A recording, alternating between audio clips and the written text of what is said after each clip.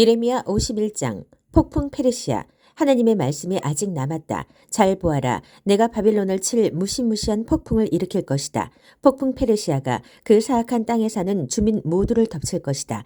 내가 바빌론을 짓밟을 부대를 보내어 그들이 그곳을 완전히 쓸어버릴 것이다. 그들이 일을 마치면 그 땅에는 더 이상 가질 만한 것, 볼 만한 것이 하나도 남지 않으리라. 그들은 하나도 그냥 놔두지 않을 것이다. 진멸의 날이다. 모두 닥치는 대로 아무 것이나 집어들고 싸울 것이다. 수단과 방법을 가리지 않는 싸움이다. 그들은 그 무엇도 아끼지 않고 그 누구도 살려두지 않을 것이다. 모조리 멸망시키리라. 끝장을 내리라. 바빌론 전역이 부상자들로 뒤덮이고 거리마다 시체들이 쌓일 것이다. 이스라엘과 유다를 과부라 여겼다면 오산이다. 그들의 하나님, 만군의 하나님인 내가 이렇게 살아서 건재하다. 비록 그 땅을 이스라엘의 거룩하신 하나님을 거스르는 죄로 가득 채운 그들이지만 나는 여전히 그들에게 묶인 몸이다. 속히 바빌론에서 빠져나오너라. 살고 싶거든 달아나라. 목숨을 부지하여라.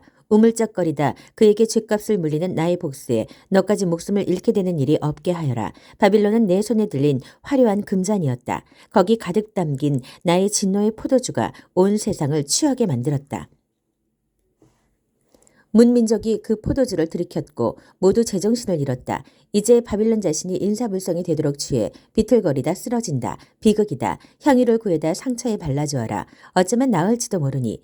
우리는 최선을 다했지만 그를 도울 수 없었다. 바빌론은 나을 가망이 없다. 그가 제 운명의 길을 가게 내버려 두어라. 고향으로 돌아가라. 그에게 곧 어마어마한 심판이 떨어질 것이다. 하늘을 찌를 듯한 기념비적인 보복이 행해질 것이다. 하나님께서 우리를 위해 모든 일을 바로잡아 주셨다. 오라, 시온으로 돌아가서 이 기쁜 소식을 전하자. 우리 하나님께서 모든 일을 바로잡으시기 위해 행하신 일을 전하자. 화살촉을 갈아라. 화살통을 채워라. 하나님께서 메대 왕들을 선동하여 전쟁 광들로 만드셨다. 바빌론을 없애버리자. 하나님께서 출정길에 오르셨다. 당신의 성전을 위한 복수전을 벌이려 하신다. 공격 신호를 올리고 바빌론 성벽을 쳐라. 경계병을 세워라. 병력을 증원하여라. 병사들을 매복시켜라. 하나님께서 당신의 계획을 이행하시리라. 바빌론에게 하시겠다던 일을 행하시리라.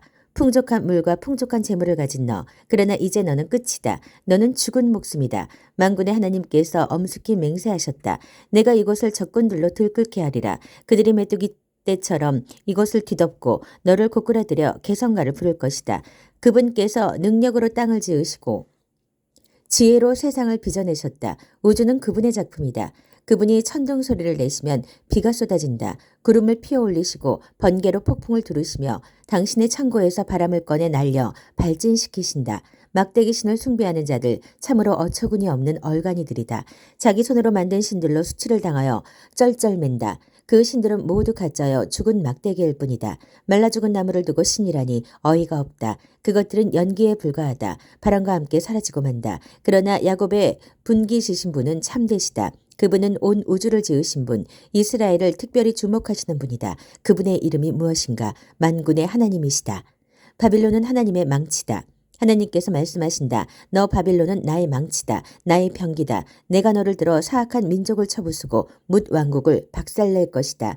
내가 너를 들어 말과 기병을 쳐부수고 병거와 전사를 쳐부술 것이다. 내가 너를 들어 남자와 여자를 쳐부수고 노인과 아이를 쳐부술 것이다. 내가 너를 들어 청년 남녀를 쳐부수고 목자와 양을 쳐부술 것이다. 내가 너를 들어 농부와 겨리소를 쳐부수고 고관과 대신을 쳐부술 것이다. 유다 사람들아, 너희 두 눈으로 똑똑히 보게 되리라. 내가 바빌론과 갈대아 사람들이 시온에서 저지른 모든 악행을 그들에게 그대로 대갚아주는 것을. 하나님의 포고다. 너 바빌론아, 온 세상을 황폐하게 만든 파괴자 사나, 나는 너의 적이다. 내가 팔을 뻗어 너를 내 손으로 붙잡고 산이던 너를 짓뭉개 버릴 것이다. 너를 자갈밭으로 만들어 버리리라. 이제 더는 내게서 모퉁이 돌을 얻거나 주춧돌을 떼낼 수 없을 것이다. 자갈밖에는 아무것도 남지 않으리라. 하나님의 포고다. 온 땅에 신호를 울려라. 민족들을 향해 순양 뿔라파를 불어라. 바벨론을 치는 거룩한 일을 위해 민족들을 구별하여라. 신성한 이 일에 왕국들을 불러들여라. 아라랏과 민니와 아스크나스를 징집하여라. 바벨론을 칠 사령관을 임명하고 메뚜기 떼처럼 많은 군마들을 불러 모아라.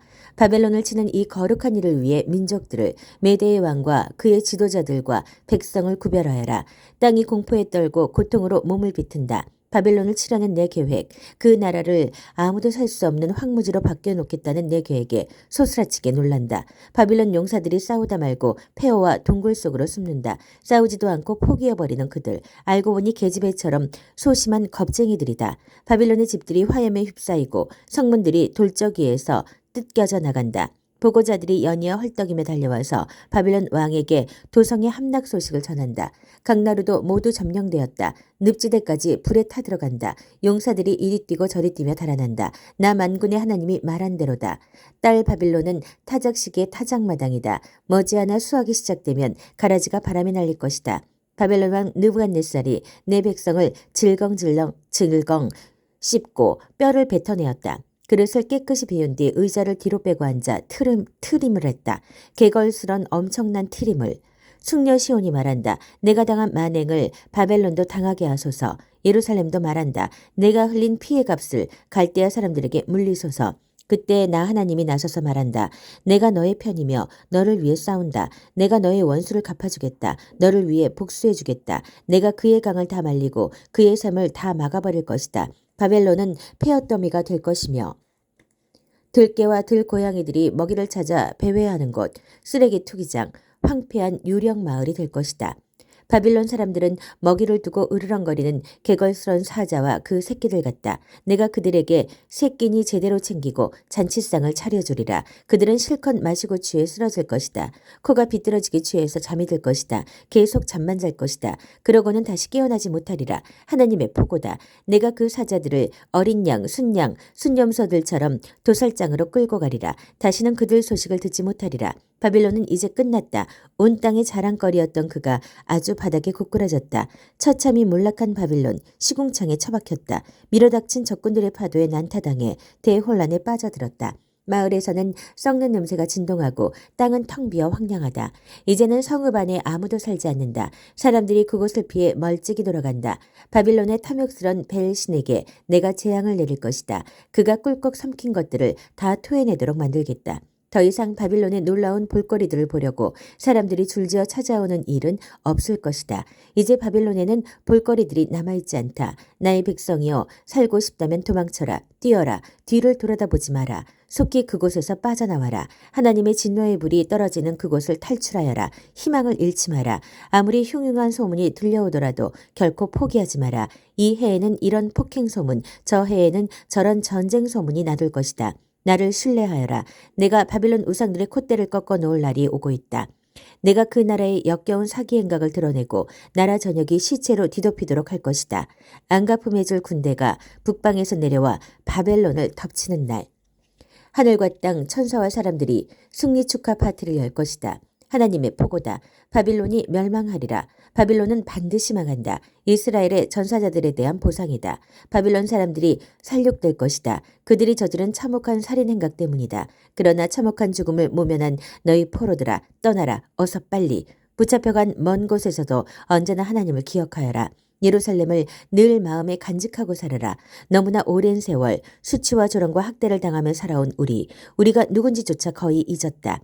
마음을 추스를 수조차 없다. 우리의 옛 성소, 하나님의 집이 이방인들에게 짓밟혔다. 그래, 내가 안다. 그러니 나를 신뢰하여라. 하나님의 포고다. 내가 그 우상들에게 재앙을 내릴 날이 오고 있다. 온 땅이 신음하는 부상자들 천지가 될 것이다. 온 땅이 신음하는 부상자들 천지가 될 것이다. 설령 바빌론이 달까지 사다리를 놓고 올라가서 사다리를 걷어 아무도 올라오지 못하게 할지라도 그래도 나를 막지는 못할 것이다. 나의 보복을 이행할 자들이 거기까지 따라 올라가리라. 하나님의 포고다. 이제 들어라. 들리느냐? 바빌론에서 들려오는 울부짖음이, 갈다에서 들려오는 섬뜩한 울음소리가. 하나님께서 철퇴를 들고 바벨론으로 가실 것이다. 그의 마지막 신음이 들려온다. 죽음이 요란한 파도 소리를 내고 죽음이 거대한 폭포수 소리를 낸다. 보복을 행할 파괴자들이 바빌론으로 쳐들어간다. 바빌론의 용사들이 사로잡히고 그 병기들은 고철이 되리라. 실로 하나님은 평등을 이루어내시는 분, 모두가 정당한 보응을 받게 되리라. 내가 그들 모두를 취하게 만들 것이다. 왕자도 현인도 고관도 용사도 코가 비뚤어지게 취해서 잠들 것이다. 그들은 계속 잠만 잘 것이다. 그러고는 다시 깨어나지 못하리라. 왕이신 분의 포고다. 그분의 이름이 무엇인가? 바로 만군의 하나님이시다. 만군의 하나님께서 말씀하신다. 바빌론의 성벽 그 거대한 벽들이 허물어지리라. 성문 그 육중한 문들이 불타 없어지리라. 그런 헛된 삶 열심히 살수록 더 초라해진다. 그런 야망 재만 남길 뿐이다. 마사야의 손자여 네리아의 아들인 스라야가 유다왕 시드기야와 함께 바빌론으로 갔을 때 예언자 예레미야가 그에게 할 일을 일러주었다.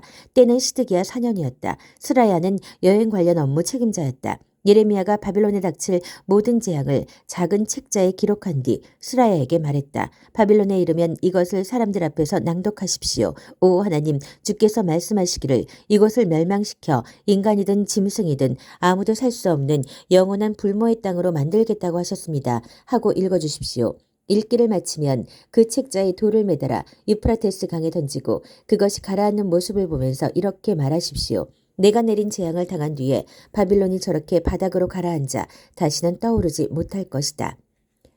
예레미야 52장 예루살렘의 멸망.